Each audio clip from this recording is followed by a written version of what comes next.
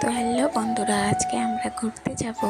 আর আমি শিলিগুড়িতে একটা ছোট্ট বাড়িতে থাকি।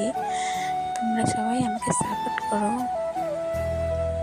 তোমরাও সাপোর্ট পাবে। আর এই দেখো, আমাদের বাড়িতে একটা মিনি বাচ্চা আছে। দেখো কিভাবে আমাকে দেখছে, আমি ভিডিও বানাচ্ছি। তো আমি আজকে তোমাদের বলেছিলাম যে আমি আজকে ঘুরতে যাচ্ছি।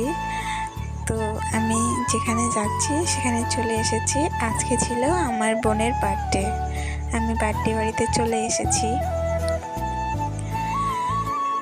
আজকে আমার বড় বোনের বার্থডে।